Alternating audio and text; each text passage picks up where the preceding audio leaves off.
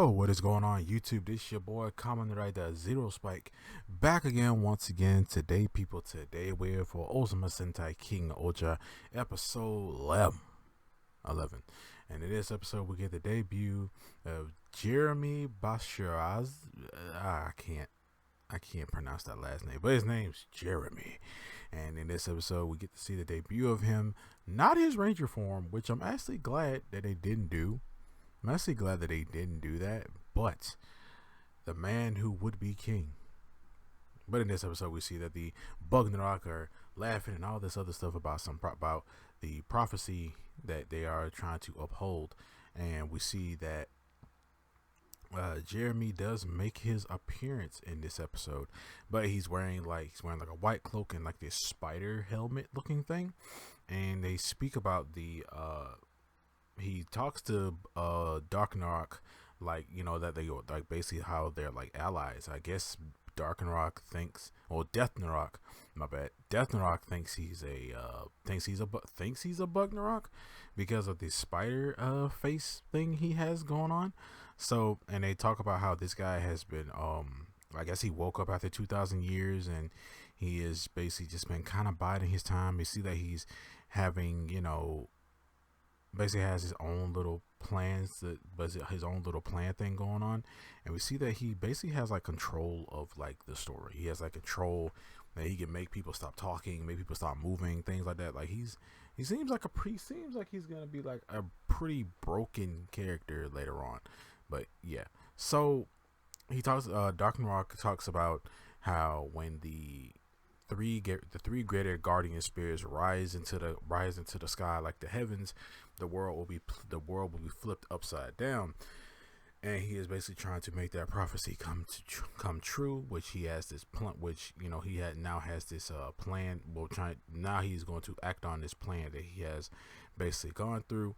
We see that we get a new monster of the week, who is like basically kind of like a parasite, something like that, and we'll see what her, you know, importance is a little bit later. But we get to our full team here, who is all in Katsuragi's place, eating up his freaking his so-called delicious food, which I think it looked pretty good. And they're talking about different ways on how, you know, Gira is going to pretend to have a funeral, and different ways they think he should like burst out of the coffin and make it seem like he came back to life.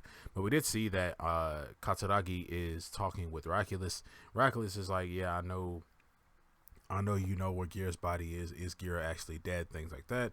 And Katsuragi basically says to him like, yeah, I know where his body is, and I have his body. One of my people found it, and, you know, I think you should have a funeral for him to solidify like your ultimate rule with the kingdom. So he's like, okay, I'll believe you for now. So they ended up so we get back with everybody else talking about the different ways they think Gira should come back to life. We see that Gira think he should come back as a zombie, which probably wasn't bold too good with everybody. Yanma thinks he should come back to life as like a robot, because, you know, because every dude wants to be a cyborg, and if you don't want to be a cyborg, you're lying, because all dudes want to be cyborgs. And Himino thinks that he should come back to life as basically like Jesus. Basically, like, you know, have this whole thing of he has risen type thing, like a whole Jesus kind of thing. And we see that Rita is there, but she's like, why am I here?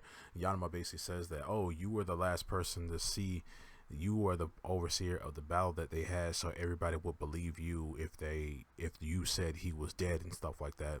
And Rita basically doesn't want to go through with it. And then that's when Himino brings up this TV show that her kids watch in her kingdom, and it's basically based off of the big white stuffed animals that Rita has, and it's basically from that TV show. And then Himino gets ready to talk about an episode that happened, but Rita does her classic scream, and is like, I haven't seen an episode yet, no spoilers. So we get back to the kids are actually have basically the kids that Gira was like with have basically come to terms with the fact that he is dead, and they get ready to go to his funeral and things like that. So the funeral happens, and Gira gets the whole thing goes on and stuff like that. We see that Gira gets ready to break out of the coffin, but we see that he can't break out of the coffin because it seems like it looks like it's been weaved together by these little white threads, and they've been weaved together. But we see that's when Mr. Jeremy walks down the aisle. He's in this white light type thing. No one can see his face and things like that. Miraculous is like, "Who are you?" He's like, "I am an enemy." Basically, say, "Hey, I'm just a bug." He said, "Hey, I am a Bugnarok," type thing. He says, he asks Miraculous, "What do you want to?" He said, "What do you want? What do you want to do after all this?" He's like, "I want to defeat the Bugnarok and save humanity." And then like Jeremy's like, "No, you don't." He's like, "Well, I can't have that because I don't like a lot of commotion." So he ends up stealing the coffin with Gira in it.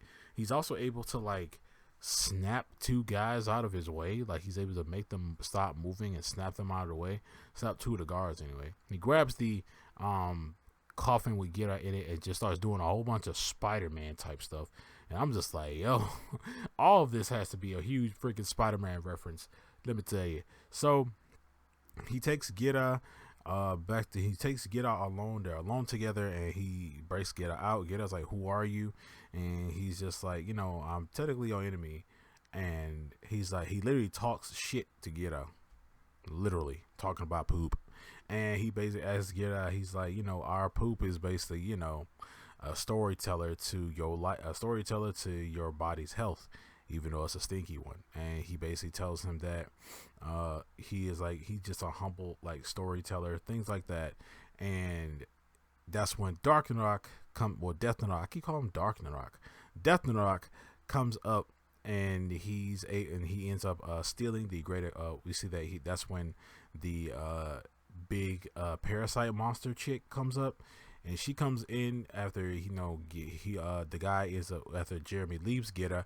Gira gets ready to battle her. He ends up destroying her, and when even though he used everybody, he used all the Zords and even the 3 greater guardian spirits. He used the ultimate form. Ends up destroying her, and before she dies, she tells her children, says, "Hey kids, go ahead and grow up and blow this guy up." And then they ended up. These eggs start to grow all over King-Ohger, and it blows up King-Ohger, blowing everybody apart, like blowing all the Zords apart, and they're all like separated. They're all like separated now, and that's when Dark Narok comes up, and he's like, "Yes, now we can."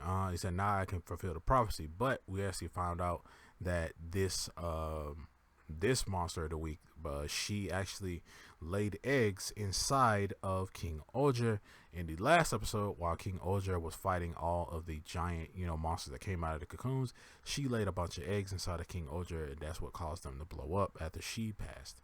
So that's when Dark Narok says he's going to actually fulfill the actual prophecy now. So he ends up grabbing all 3 of the greater guardian spirits by summoning like a giant cocoon out of the ground, and it eats them, and it swings and it starts to ascend into the sky.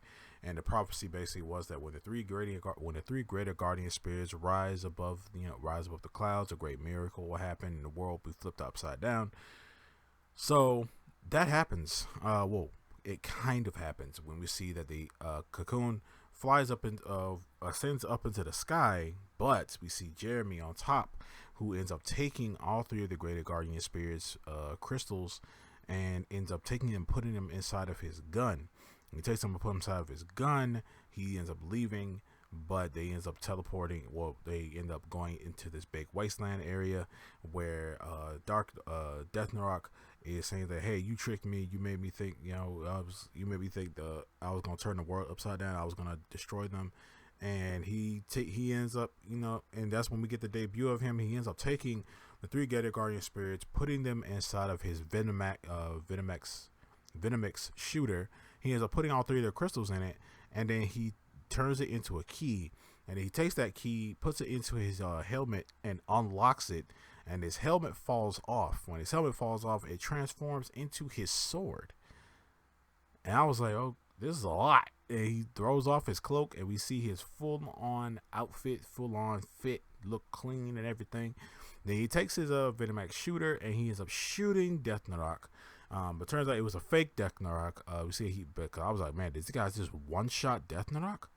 Holy shit. So he ends up destroying the fake Death Narok, and before that, he is introducing himself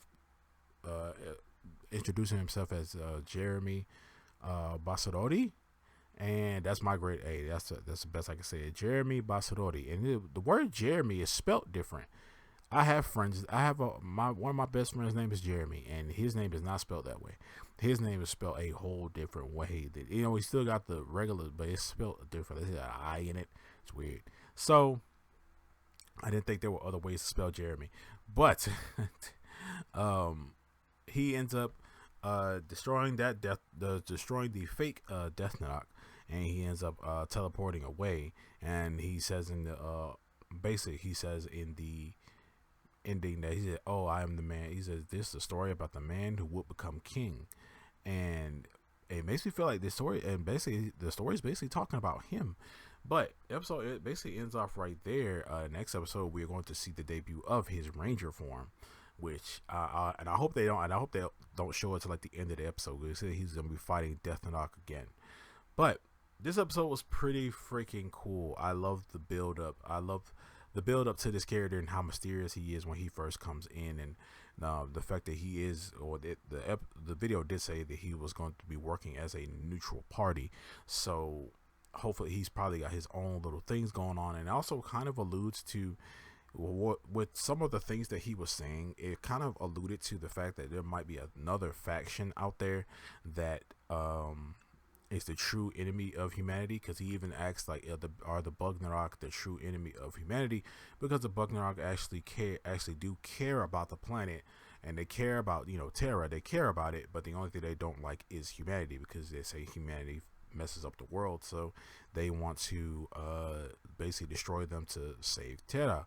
And we've seen that multiple times with the way Doc Narok talks about the planet, and then saying that he actually it seems like he really loves the planet. So, but yeah, we see that, and from how he spoke, I hit my mic. From how he spoke to Gira, how the way he was speaking to Gira, basically making it seem like all the stories that they have been told as kids and up until now are all like fake, fabricated. And this story isn't talking about Gira, it's talking about Jeremy. And that would really flip, that possibly would be the thing that flips the world on its head, flips the world upside down, considering the fact that maybe all these stories and all the legends and all these things that he's talked about have probably just been fabricated and are not the real history. But also another question, are the 3 greater guardian spirits gone now? That can't be. It can't be. They can't be actually gone now, because he took their crystals and put them inside of his gun. But I hope they're not actually like gone, because that would be really messed up. I know, but they're not. They're not gone. They can't be. That'd be so freaking stupid if they were. But I like this guy, man. I really like him. I hope he doesn't become like a weirdo later on. But I think he has his own agenda, his own thing going on, especially since the way he looks. It seems like he is going to be that neutral party, and it seems like Raculus is good. He's like, oh my god, who is this guy? But yeah, this was a really, really cool episode, man. I do love the debut of this guy. So you guys let me know down in the comment section below what you guys think of episode 11 of Ohsama Sentai King-Ohger. What do you think of Jeremy? What do you think of these stories out here, these stories and legends that may possibly just be fabrications of the truth? You guys let me know. I'm gonna see you guys next time. And remember, like, share, subscribe, hit that notification bell, and stay henshined.